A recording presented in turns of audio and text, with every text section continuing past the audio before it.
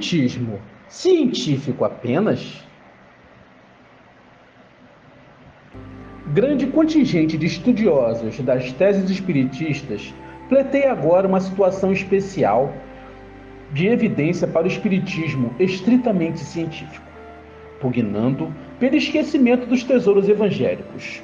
Alguns vão ao extremo de condenar a prática da prece. Outros apontam as tarefas de consolação como uma pontinha de ridículo na observação impensada e mordaz.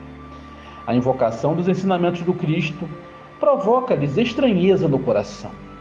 São discípulos que esqueceram suas origens, olvidando o carinho das mãos dedicadas que lhes guiam os passos vacilantes do princípio. Querem fenômenos e prosélitos. Seria interessante para os novos trabalhadores do Evangelho povoarem seus centros de oração e de estudos com balanças, agulhas, trenas e máquinas elétricas.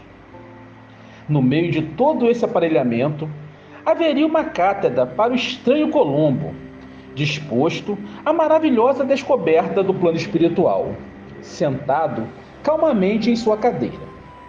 A operação mais difícil seria encontrar o espírito verdadeiramente sábio e amigo que viesse de sua adaptação aos desígnios de Deus para tocar o botão misterioso da maquinaria humana, como um pequeno vagabundo contratado repentinamente nos palcos improvisados para os toques da mágica imprevista. É certo que ninguém poderá excluir as características científicas no exame transcendente do intercâmbio entre os vivos da Terra e os vivos do infinito. Toda indagação séria e justa e toda análise conscienciosa produzirá os frutos doces da verdade.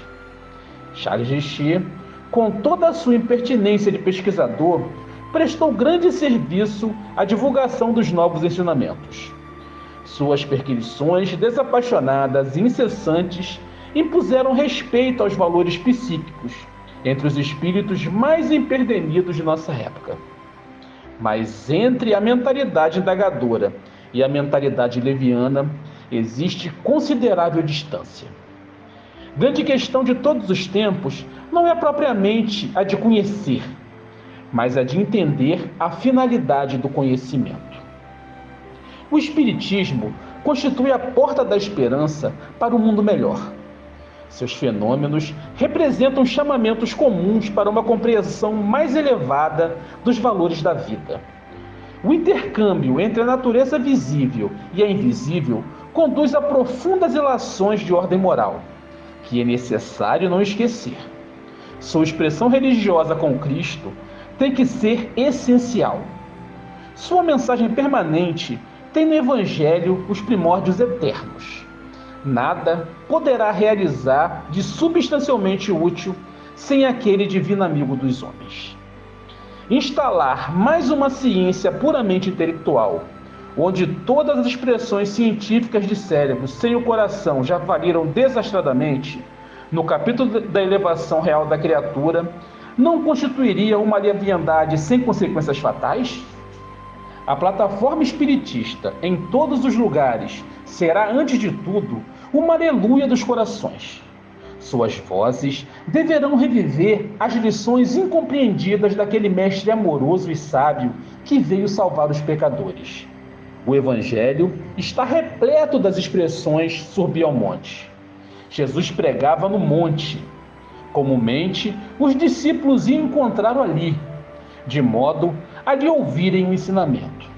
Nós, entretanto, os espíritos pobres e endividados, que nos encontremos em esforços de autorreajustamento sobre a terra, na carne ou fora de seus liames, constituímos a pesada multidão dos seres indecisos no vale sombrio da morte, da enfermidade, do sofrimento.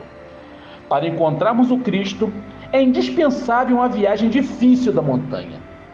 É preciso alçar o coração no sacrifício e marchar, não obstante todos os apelos das ambições desvairadas, vencendo as sugestões do egoísmo e da tentação do bem-estar que por vezes se manifestam inesperadamente nas observações afetuosas de timbre familiar.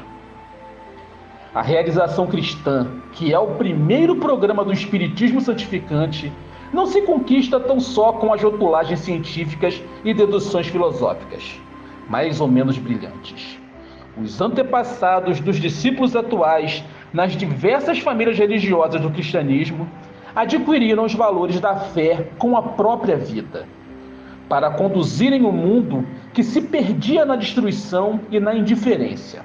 A tomar conhecimento do Cristo, nunca se vestiram com a túnica da inconstância. Padeceram e morreram. Deram-se em holocausto, imolando-se a si próprios. A inquietação tem sido um mal de todos os séculos, mas seria justo perguntarmos ao homem dos tempos que correm quando os problemas da profundidade submarina e da estratosfera o preocupam, porque se espanta consigo próprio entre as muralhas dos livros de paz e de ruínas fumegantes das guerras. Enquanto o Espiritismo se constitui em fonte de alívio para a compacta fileira de infelizes que buscam ansiosamente as suas águas confortadoras e claras, alguns de seus estudiosos se deixam empolgar pela mania das novidades, ansiosos pela atenção balofa dos publicistas sem consciência dos valores sentimentais. De nossos núcleos, temos que afirmar que sem a sintonia com Cristo, qualquer edificação seria inútil.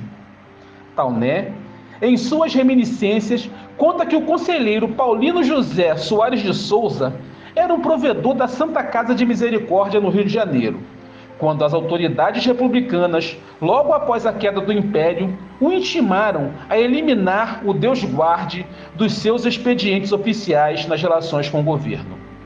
Mas o conselheiro experiente respondeu sem titubelar: não me é possível aceder às indicações de Vossa Excelência, porquanto nesse estabelecimento ainda há Deus, e nem que se pode dispensá-lo entre tantos sofrimentos e misérias dos homens.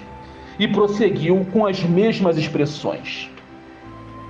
Aos que nos disseram que o espiritismo científico apenas, tomado pelo entusiasmo fácil dos jogos de palavras, responderemos igualmente: não nos seria lícito seguir as vossas águas, porque entre nós, antes de tudo, prevalecem os fundamentos da verdade de Jesus Cristo.